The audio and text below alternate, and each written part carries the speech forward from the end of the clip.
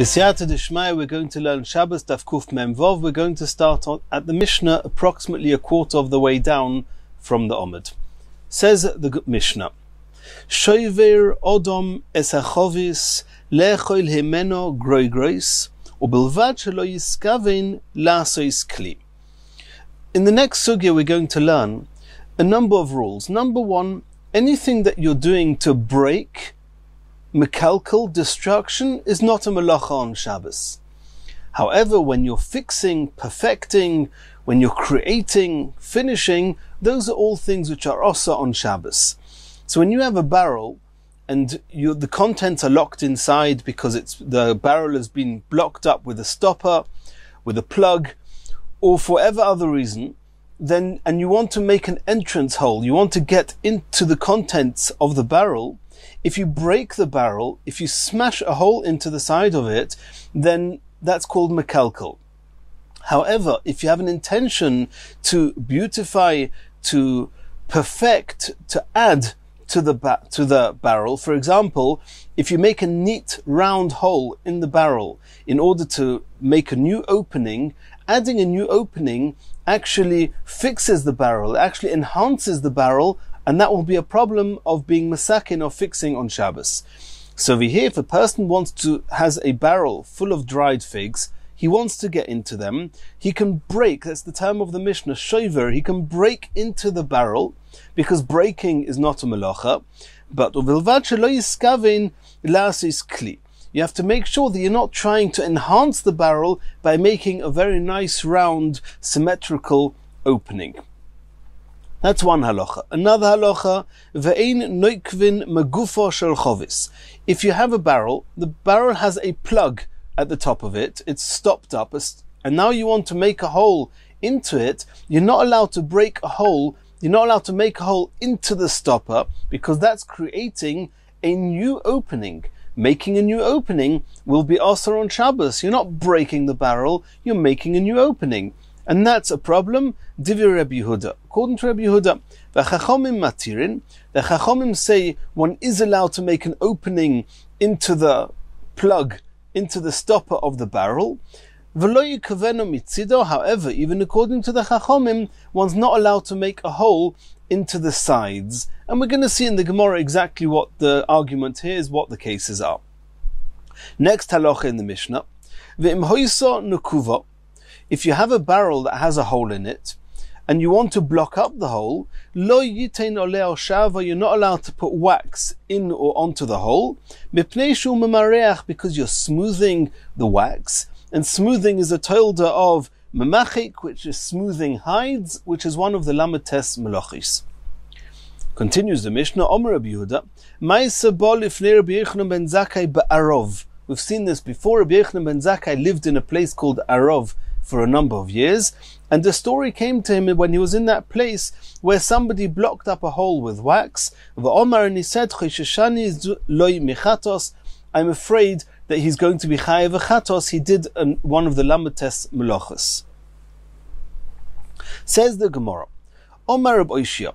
Now the Gemara, besides for discussing how to break into the barrel, whether you're fixing the barrel or breaking the barrel, there's another issue.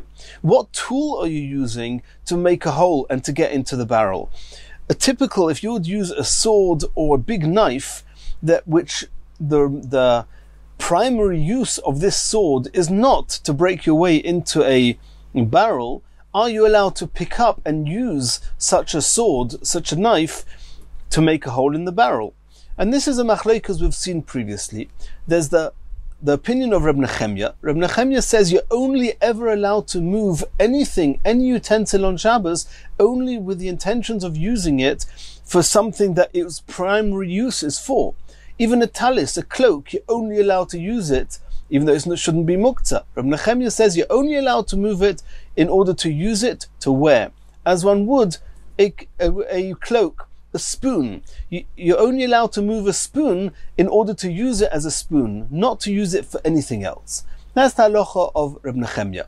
The Chachomim argue, they say, anything that's not muktzah you can use for anything that's mutter. Even if it is muktzah, then if it's l'tzorech gufa yemakomo, you're allowed to use it, you're allowed to move it.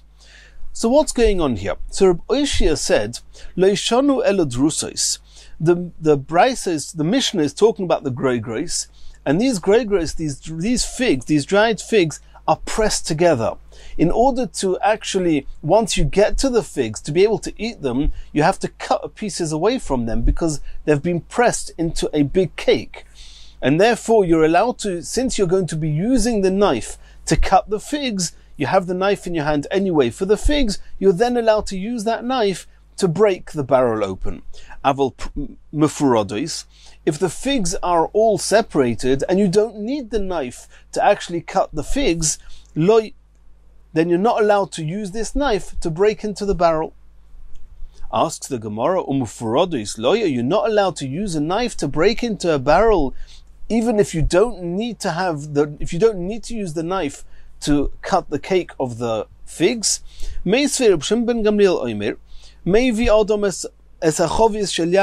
person is allowed to bring a barrel of wine,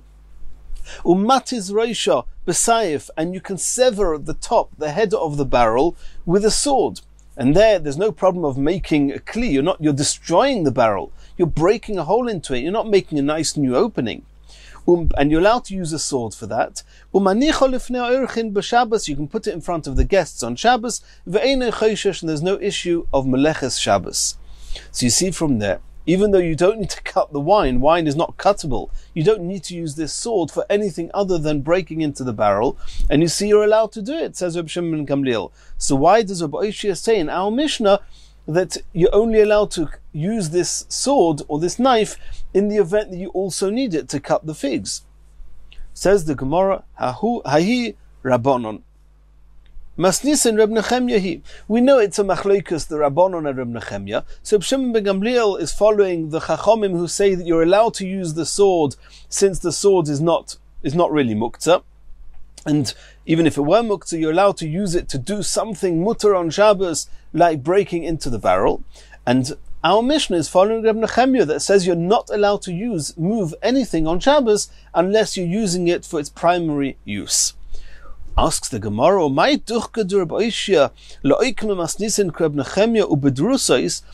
pushing you, Reb Oishia, to say that our Mishnah is following the opinion of Reb Nechemya, and then you have to say that we need to use the knife for the figs, and say that it's talking about a hard-pressed cake of figs?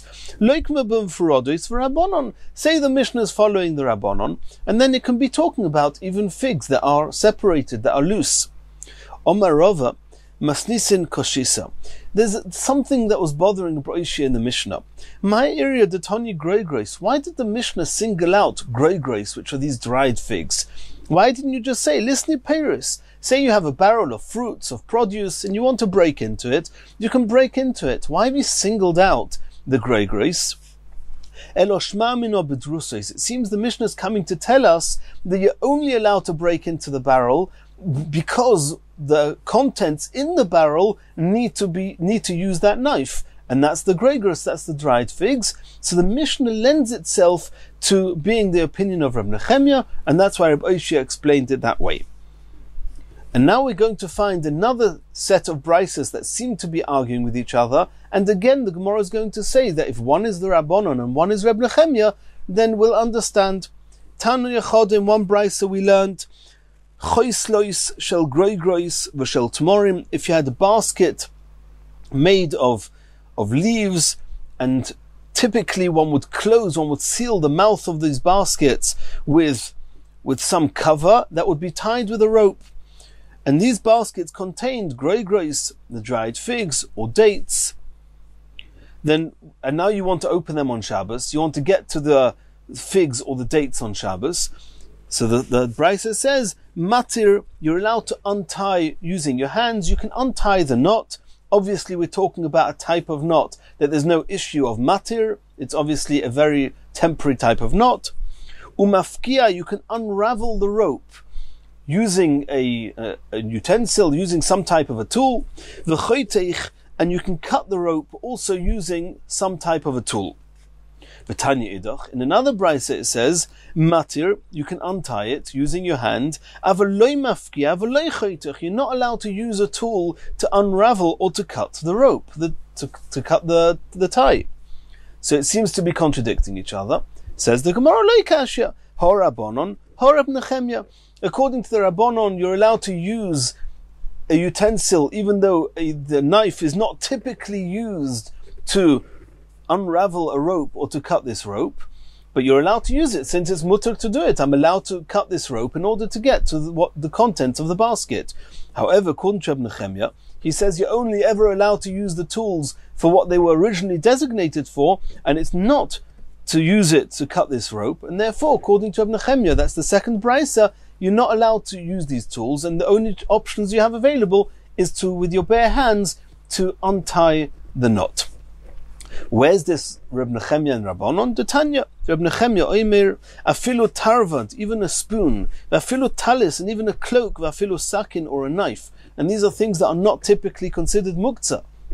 Ein nitlin elo l'tzerich tashmishon, you're only allowed to move them and use them for their primary use, not for anything else. This is the famous opinion of Reb Nechemya. Continues the Gemara. Bo minei mirav Sheshes. They asked Rav Sheshes, Mahu lemivraz chavita beburtia. Is one allowed to thrust into a cask, into a barrel, with a spear, b'shabbata on Shabbos? Are you allowed to make a hole, to bore a hole into a cask on Shabbos? What's the question? Lepischa kamechaven, is he intending to make a nice new opening into the barrel, and then he's improving, enhancing the barrel, and that will be osir because of mesakin, v'osir? Or do we say no? La'ayin yofe kamechaven. He doesn't want the entrance hole. All he wants is a nice big hole to let the wine out. He's not trying to enhance the barrel. He may even be ruining the barrel. Just let me have a nice big opening so that the contents can come out comfortably. And v'shari, and that would be mutter, because you're not fixing anything. Omar lei. So Rav Sheshes explained, Lepischa kamechaven v'osir. We take it for granted that he wants to make a new opening to enhance the barrel, because if all he wanted to do was to get to the contents, he would have unplugged it. He would have pulled off the plug at the top, the stopper, and he would have got to the contents. Why is he boring a hole into the side of the barrel? Obviously, he wants to create a nice new opening to enhance the barrel with another way of, another entrance, another exit. And therefore, it's osir. Meisvei. Reb Shimon ben Gamliel oime, we already saw this. Reb Shimon ben Gamliel said, Mevi odom chovis shel yain, a person's allowed to bring a barrel of wine, umatiz roisha b'sayif, and he can sever the top of the barrel with a sword. So you see from there that it's mutter. So why should it be any different if you're thrusting a sword into the side of a barrel to make a hole? Says the Gemara, it's a very fundamental difference. Over there, we take it for granted he's not trying to make a new opening, because where's he severing the barrel at the top? He's just cutting off the whole top of the barrel. If all you want to do is, if all you want to do is to open it up and to get the contents of it, then you could have just unplugged it. Why are you cutting away the top of the barrel beyond where the plug is, below the plug? Because you want to have an even wider opening. But you're not trying to enhance the barrel in any way. But in the case of Rav Sheshes, where you made a hole with a sword into the side of the barrel, if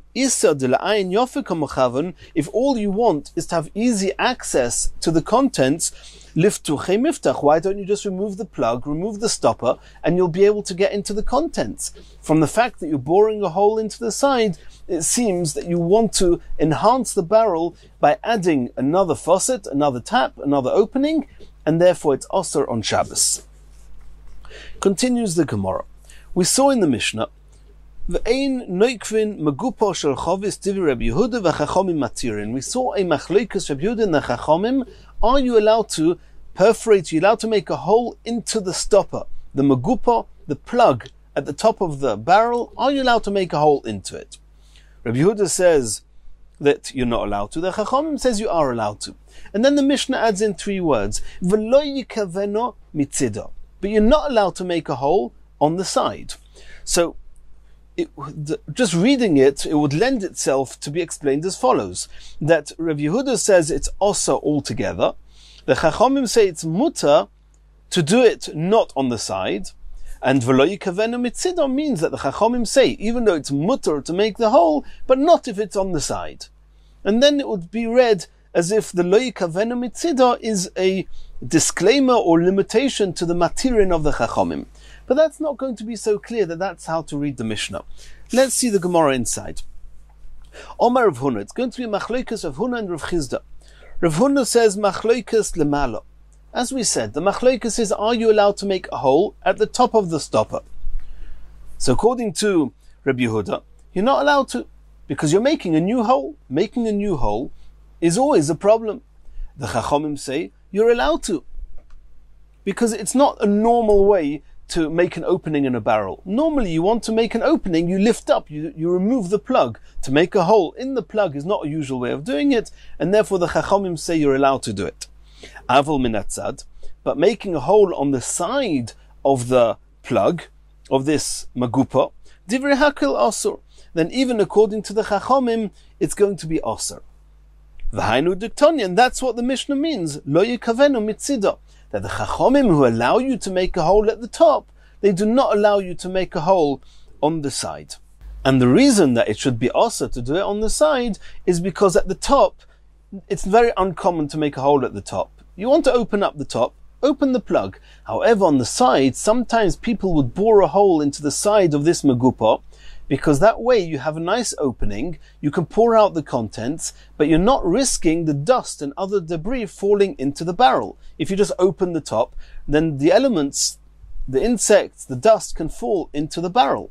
So since it's a more common way of making an opening is from the side, therefore you would be enhancing the barrel, and that's also on Shabbos.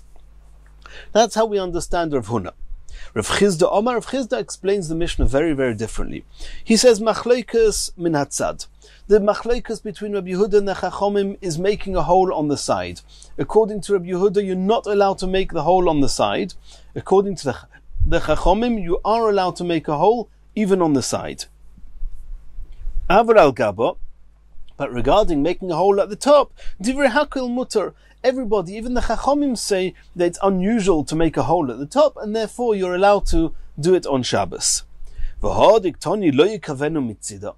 does it mean when the Mishnah says you're not allowed to make a hole from the side? We just saw now that according to Rabbi Yehuda, you're not allowed to make a hole on the side, and according to Chachomim, you're allowed to make a hole on the side. We just said Machloikas min hatzad. What's the Mishnah suddenly adding on lo yikovenu mitzida? That's talking about a totally new case. We're not talking about the side of the magupa, the side of the stopper. It's talking about hosam begufa dechovis. We're talking about the side of the barrel. Are you allowed to make a hole into the side of the barrel? And there the Mishnah says that everybody agrees you're not allowed to make a hole into the side of the barrel, because making a hole in the side of the barrel is making a new opening. Making a nice new opening is also on Shabbos. You're enhancing the barrel. And it's a typical and a common way of making an opening, and it's also on Shabbos. Continues the Gemara, Tonu Rabbanon, Ein noikvin nekev chodosh b'Shabbos. One is not allowed to make a new opening, a new hole into a utensil on Shabbos. He's being masakanit, he's enhancing the kli, he's fixing the kli, and it's also on Shabbos. Either because of makeh b'patish or because of boine. However the Mefarshim explain it, you're not allowed to make a new opening into a kli on Shabbos. However, if you already have an opening and all you want to do is enlarge the opening a little bit, moisif, that you're allowed to do on Shabbos. V'yesh oimrim, and others hold, ein moisifin, you're not even allowed to enlarge a hole on Shabbos. V'shovin, and they both agree, shenoikvin nekev yoshon lekatchila. If you already had a hole, and you just blocked it up a little bit, but the hole was still there, you just filled it, that you're allowed to remove the filling, and that's not called that you created a new hole. The hole was already there, all you did was removed the stopper, the block of the hole, and that's mutter on Shabbos. Says the Gemara, V'tanekama, Ma'ishno minekev chodosh deloi. The Tanekama, Tonu Rabbanon, we started the Brisa, Ein noikvin nekev chodosh b'Shabbos. Why not? Deloi. Why is that also? Dekomasaki in Pischa, because you are fixing an entrance, an opening. Oisufanami komasaki in Pischa. Why is it different to enlarging a hole that you're also fixing the the utensil. The utensil had a small hole. Now you're enlarging the hole, you're fixing it, you're enhancing it. So you now have a new stage of fixing a kli. It should be asur on Shabbos. Says the Gemara, Omar Rabba. Rabba says as follows. Let's remember, we're talking here about an opening in the side of a barrel, in the side of a kli. These openings are used to take the contents of the barrel out. They are not used to put content into the barrel. When you fill up a barrel, you fill it up from the top, from the regular large opening, not from a little hole. So Rabbah says, Dvar Torah, Mina Torah, biblically speaking, Kol Pesach she'enei osui, lahachnis ulahoitzi, if the opening is not there, is not intended to allow things in and out, enei Pesach, is not considered a Pesach. So making any of these holes, Min HaTorah, are not called openings, because these openings are one way. It's all midrabanon. V'Rabbanon hu degazu, the Rabbanon said you're not allowed to make a hole into these kelim, even though these holes, these openings are only allowing content out, not to allow things in. Mishum lul shel tarnagolim, because they made a gzeira decree, because you might make a hole. If you make a hole in some kelim, you may end up making a hole in a chicken coop. And in the case of the chicken coop, there it's an issur d'oraisa, because there the Pesach is to allow the odor, the bad smells out and the fresh air in. The fresh air should come in and that the bad air should leave. Right.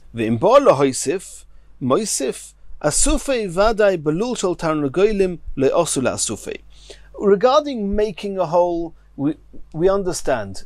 Don't make a hole in a barrel, even though it's only going to allow the contents out, because making a hole is also, if you make a hole in a lul shel tarnagolim, it's an issur d'oraisa. However, enlarging a hole is something nobody would do in a lul shel tarnagolim. So when you have a hole, which to start with is only midrabanon because it's not allowing anything in, it's only allowing things out.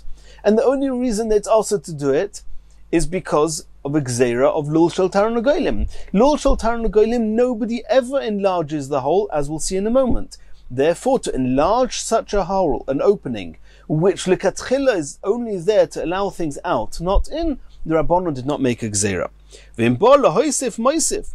Why? Asufei vaday b'lul shel tarnagolim le'osi la'asufei. Nobody would ever enlarge the hole of a chicken coop, mishum richasha, because creeping animals, typically rats, weasels, would find their way into these holes and would kill all the chickens, and therefore nobody would enlarge those holes in a chicken coop. V'yesh omrim ein musifin. We saw in the Brisa, there's one opinion that says that you're not allowed to enlarge the opening of any utensil. Why not? Says the Gemara, Zimnin delei tokni miikara v'osi la'arvuche bei. Even in a lul shel tarnagolim, in a chicken coop, there is a scenario where maybe when you originally made the first hole, you didn't make it big enough. It's not big enough to allow the fresh air in and the bad air out. And therefore you're going to enhance it, you're going to enlarge it. And there it's an issur d'oraisa.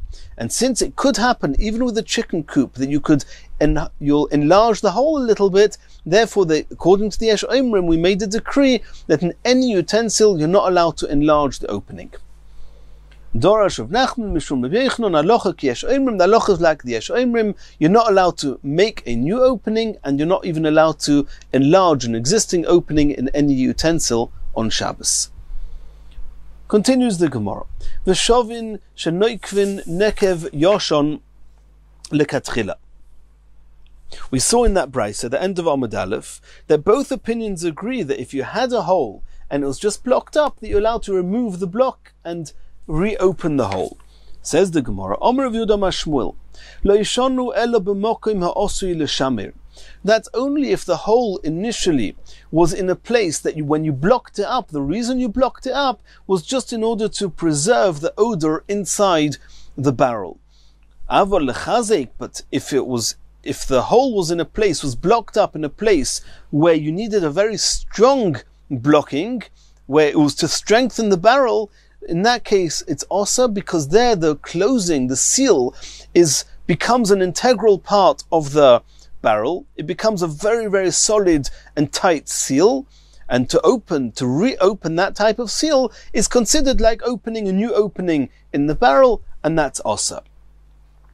However, if you only blocked it up just to preserve the air inside the barrel, then you typically would not have made such a heavy and tight sealing, and therefore to remove that seal, that block, you're allowed to on Shabbos.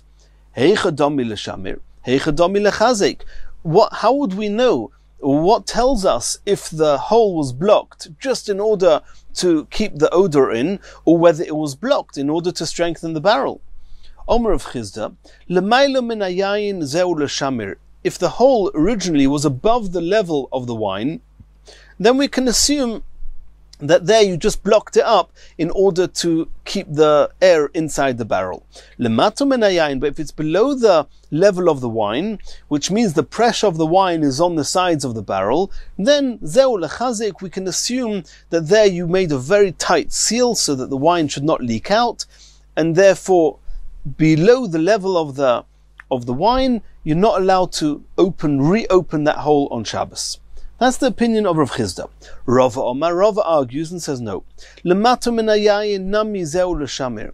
Even below where the wine is, it's very possible and probable that when you sealed it, since you haven't got the pressure of all the wine in one area, therefore you probably just sealed it very mildly, just in order that it shouldn't leak out, but it wasn't a very solid and tight seal, and therefore you're allowed to remove it on Shabbos. What's called a very tight seal to the extent that reopening it is considered making a new hole, when you blocked up the hole which is underneath, right below all the wine, parallel to where the bits are, the shmorim, where the whole pressure of all the wine is on top of that area, then if you don't make a very, very heavy and good seal, then it will break open, and therefore a seal that's made below all the wine, where the shmorim are, where the bits are, that's called a solid seal, and you're not allowed to reopen that on Shabbos. Abaye said to Rava, Tanya de Masayelecha, I've got a brisa that seems to be showing us, like you're saying, as follows. Bayis sosum yesh lo arba amis. Porat espetsimov ein lo arba amis. The halacha is that if you have a chotzer, a courtyard, with a number of different homes with entrances or exits to this chotzer, when they divide up the courtyard, every exit is deserving of 4 amos of the courtyard that's going to go to the owner of that home, of that doorway. And after you've given 4 amos to each doorway, all the rest gets split up equally. So what happens if initially this house had a door there, and the door got sealed up, it got blocked up?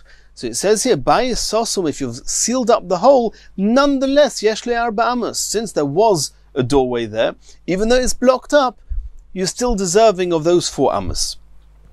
Porat etzpetzimov, if somebody tore down the whole door frame, the lintels, the door posts, the whole thing was ripped out, so now, for all intents and purposes, the doorways, there's no remnants of the doorway anymore, then at that point, it's not considered an exit or entrance anymore, and it's not called a Pesach, and he does not get the 4 amos.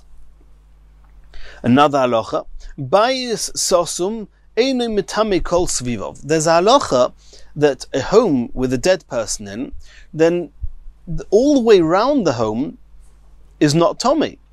There's a question, if the 4 amos beyond the doorway, the exit, where the mace is going to come out, that might be tomei, but the back walls of the house is not going to be tomei. However, and what happens if you block up the entranceway of the house?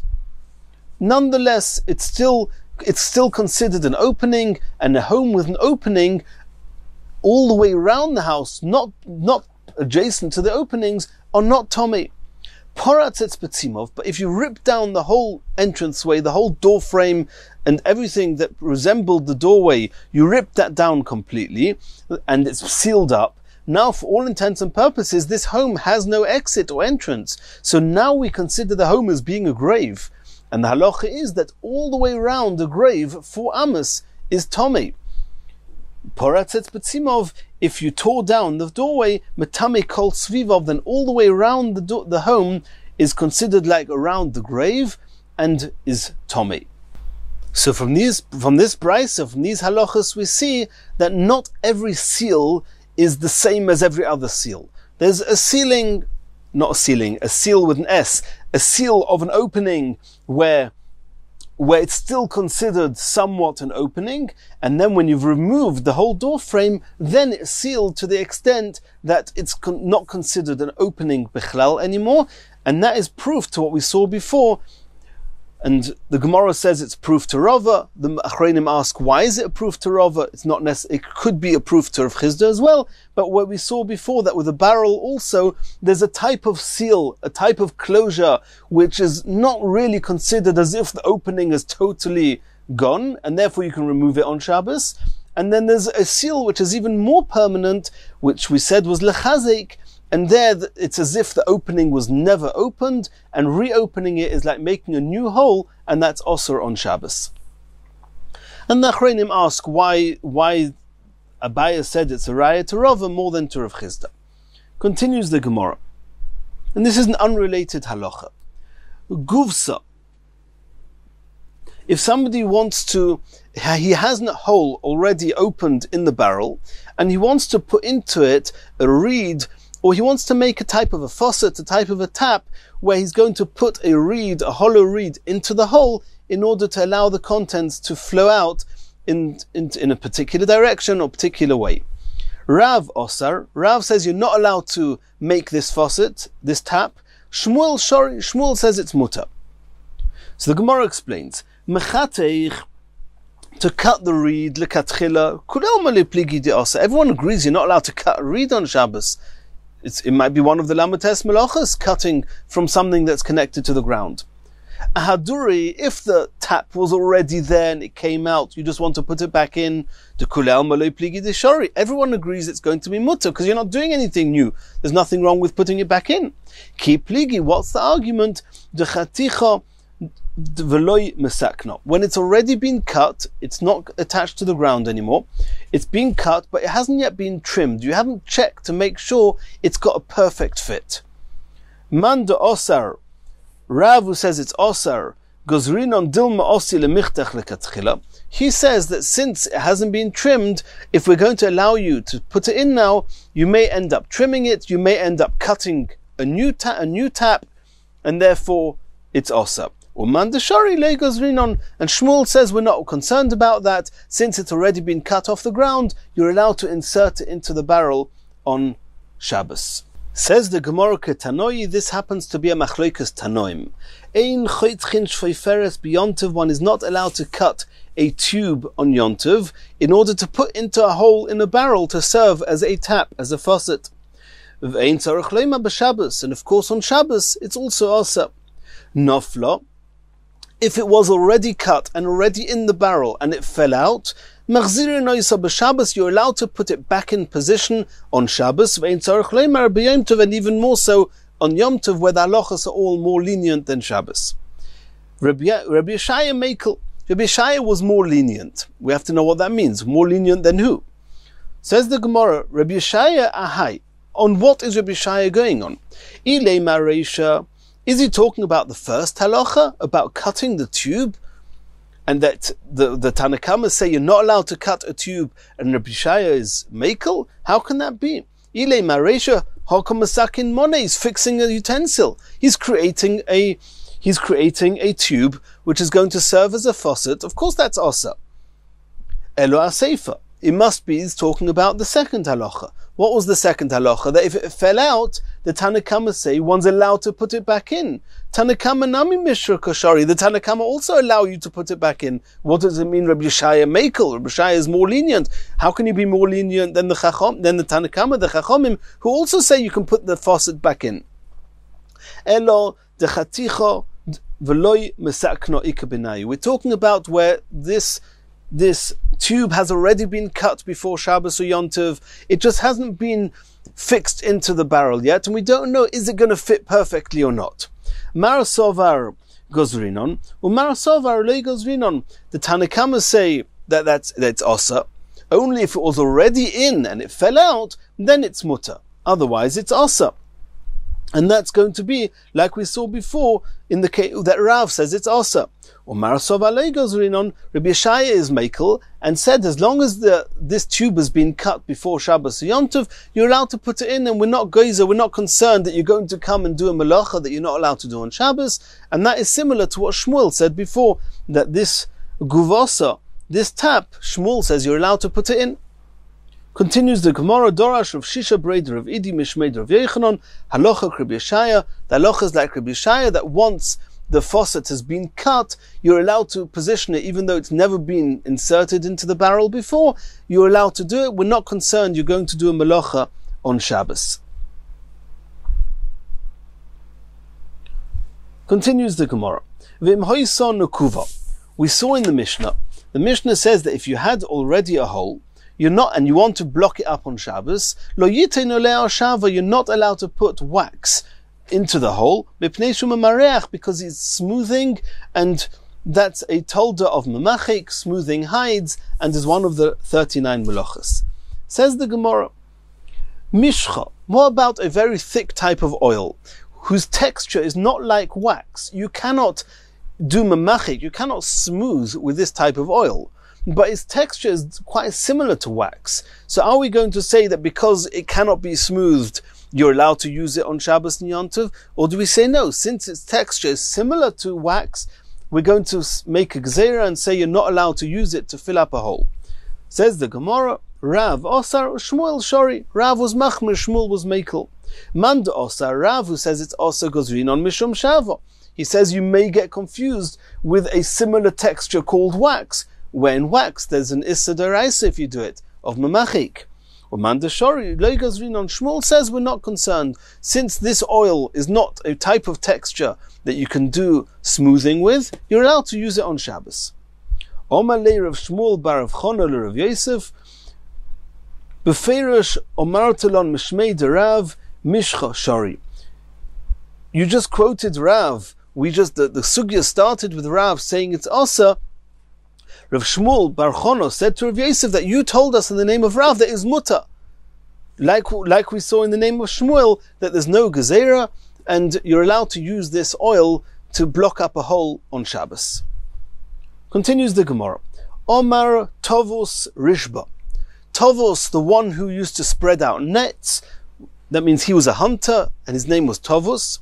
Omar Shmuel, he said in the name of Shmuel, Hai Torfa de Asa, a leaf of a hadassim tree, a type of a leaf. Also, what they used to do is that they used to insert this leaf, Tosfos says they used to fold it in a specific way into a hole in the side of a barrel, and that way the liquids that would flow out of the barrel would flow in a certain direction, it would flow out nicely.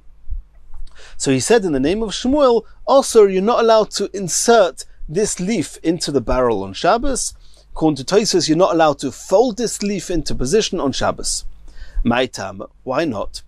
Rav Yemer Medifti Omar Gzeira Mishum Marzev. If you're going to allow him to do that, a person may think, oh, you're allowed to make any type of gutter on Shabbos. So a person is going to make a gutter type utensil on Shabbos, and that's severely also. Rav Ashi Omar, Rav Ashi says a different reason. Gzeira Shema Yiktoim.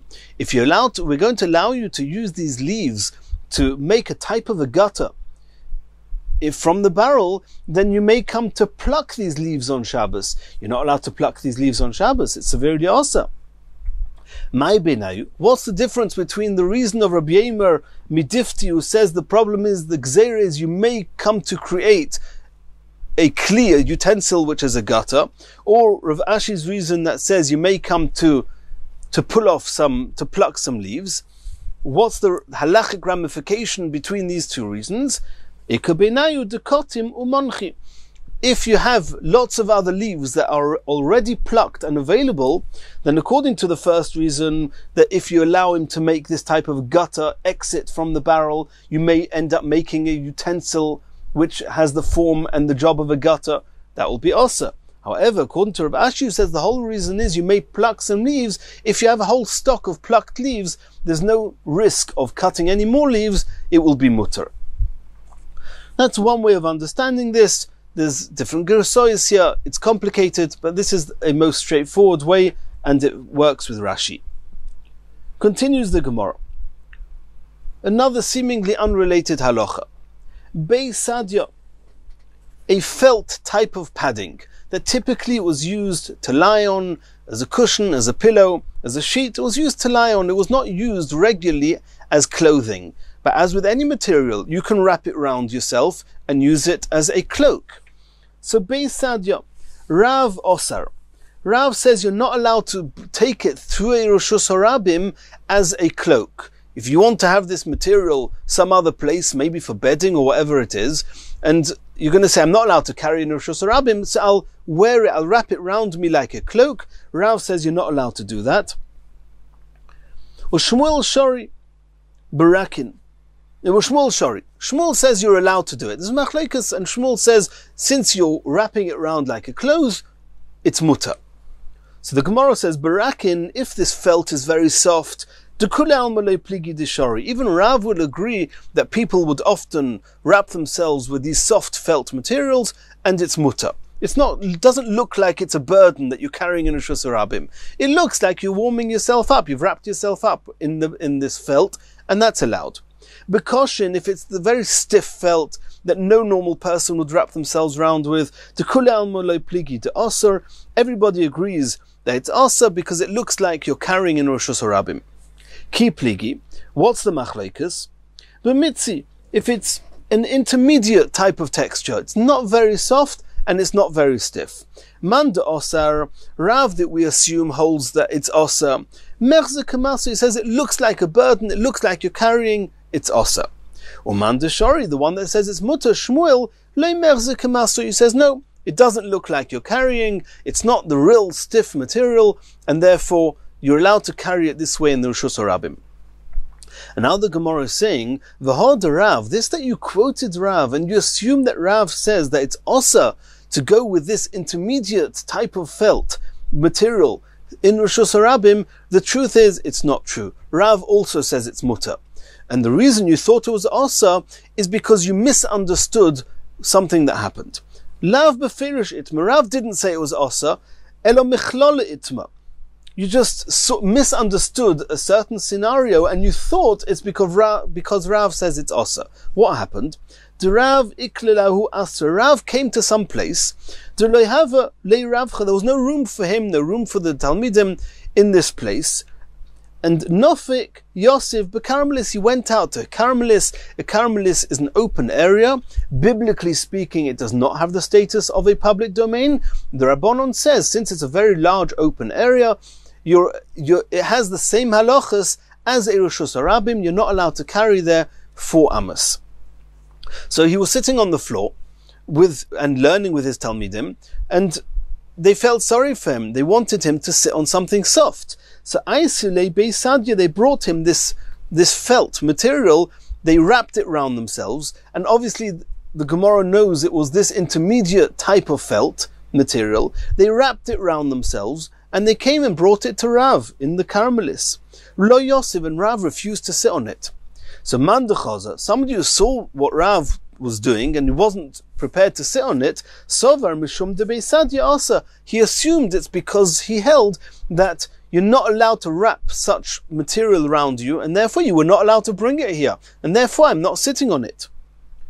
V'loihi, it's not the truth. That's not why Rav didn't sit on it. Rav held you were allowed to bring it. So why didn't he sit on it? The Rav Achruzi Machriz, Rav explicitly said, he proclaimed Beisadya Shori, like Shmuel. You're allowed to bring this cloak, this material, and wrap it around you as a cloak, and bring it even in Reshus Harabim. The other people that he viewed them as Rebbes, as Talmidei Chachomim, they didn't have the privilege of having somebody bring them these materials to sit on, and he felt that it would be disrespectful to them if he's going to be sitting on these comfortable materials and they're going to be sitting on the floor, and therefore Lo Yoshav Olov, he didn't sit on them. Uman Ninhu, who are these Kvoid Rabbi Seinu, who are these Rebbes that Rav respected so much? Rav Kahana, Rav Asi. And these were actually his Talmidim, but they grew so much that he looked at them and treated them like Rebbes, and therefore, since Rav Kahana and Rav Asi did not have these materials to sit on, Rav did not want to sit on it in their place, and therefore he didn't sit on them, but not because it was Osa to carry them this way in the Rosh Hashanah or in the Carmelis. Continues, the Gemara says the next Mishnah. Noisnin tavshil letoich haboyer b'shvil sheyehei shamur. If somebody had a pot with food that was cooked in it, and he didn't want it to get destroyed in the hot heat, he wanted to lower it into a pot so it should stay cool. So one's allowed to do that on Shabbos. And we'll have to see what the chiddush is. What should be the problem? There's no water in this boyer. We'll see in the Gemara. Ve'es hamayim hayofim beroim. You're allowed to submerge, if you have a container full of drinking water, you're allowed to submerge it into water that's not drinking water, to dirty, to bad water, bishvil sheyitzanunu, in order that the good water should stay cool. And even here we have to understand what's the chiddush. I'm not doing a malacha, what's the problem? Ve'es hatzoinon bechamo. You're allowed to take cold water and leave it out in the sun, bishvil sheyichamu, in order for the sun to heat up the water, to warm up the water. Misha noshru kelov bederech b'mayim. If while somebody was walking, was going along, one of his clothes fell into the water on Shabbos, then mahalich behen ve'ein choishesh, he's allowed to put that clothes back on himself and wear it, and we don't need to worry about any issa. See what we worried about, that people will suspect that he laundered the clothes on Shabbos, which is Nesa D'Oraisa. You're wearing freshly wet clothes, there should be a problem. And the Mefarshim ask why there's no issue of schita, why there's no issue of carrying the water in the Rosh Hashanah or wherever he was going. But those are not the issues that the Gemara is discussing. The Mishnah is not discussing that. However, once he reaches the city, to the outermost courtyards, which are safe, they're protected, it wasn't a public throughway, then he should remove these clothes, he should spread them out in the sun so they should dry a little bit, but he shouldn't do it in front of where other people are seeing him, because if people are going to see him do that, they may think that he washed these clothes, especially on Shabbos, which is severely asa. He should make sure no one's watching him, he should let the clothes dry, and then he should put them back on and continue on his way. Says the Gemara, Pshita, the first halacha in the Mishnah, you're allowed to lower down a pot of food into a boiler so it should stay a little bit cooler, it shouldn't get heated in the hot air of the environment. It's poshet. I haven't done any melacha, what should be the problem? Says the Gemara, I may have thought, maybe you're going to smooth out the base of this pit in order that the pot should stand straight. And we know that smoothing out crevices and bumps on Shabbos is asa. I may have thought he's going to do that. Komash malon, we're not worried, we're not concerned about that, and it's mutter. Continues the Gemara, you're allowed to submerge a container full of cold drinking water into some bad water in order to keep it cool. Pshita, I haven't done a melacha, what should be the problem? Says the Gemara, Sefer Istrichale. We only mentioned this halacha because we're running into the next halacha, that cold water, that means you're allowed to put water into colder water to cool it down, and the next halacha is you're allowed to take cool water and put it in the sun to let it warm up, and there it's already a chiddush. Sefer Istrichale. The chiddush is the sefer, the next case, v'esatzoinon b'chama, that you're allowed to put cold water in the sun in order for it to warm up. Says the Gemara, Nami Pshita, what's the problem? I haven't done a melacha. Why is it not straightforward? It's self-understood. Says the Gemara, no. I may have thought that if you're going to do an activity to warm up the water, namely to expose it to the heat of the sun, we should make a gzeira. This person may end up submerging this vessel, this utensil with cold water, into hot ashes, and that's going to be severely problematic because of bishul. Kumash malon, the chiddush is we're not worried about that, and you're allowed to put the cold water in the sun to warm up. Continues the Gemara. Misha nashru v'chulu. We're talking about that if a person's clothes got wet, they fell into the water, he's allowed to wear them, but when he gets to the city, he should find the first courtyard that's protected place, remove the clothes, but make sure no one's watching, which means if people are watching, it's also to spread out the clothes. If no one is watching, you can do it. And this seems to contradict the rule that we know that anything you're not allowed to do in public, you're also not allowed to do in private. So what does it mean? Spread out the clothes, but not if anyone's watching. The Gemara is going to deal with that. Whenever the Chachomim were afraid that people will see you and suspect you of doing a malacha, namely washing the clothes, you're not even allowed to do it when no one is watching you, even behind closed doors.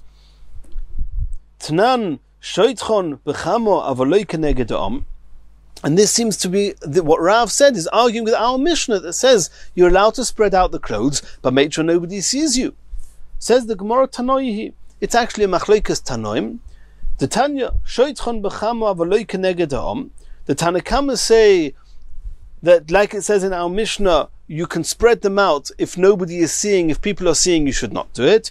Rebbe Elazar, Reb Shimon, Rebbe Elazar, Reb Shimon, who are conforming with the rule that Rav said that anything that you're not allowed to do in public, you're not allowed to do in private either. They say you're not allowed to spread out these wet clothes. People will suspect you of having washed them on Shabbos, and therefore you're not allowed to do that on Shabbos. Mirat Hashem, in the next shiur, we're going to continue from here.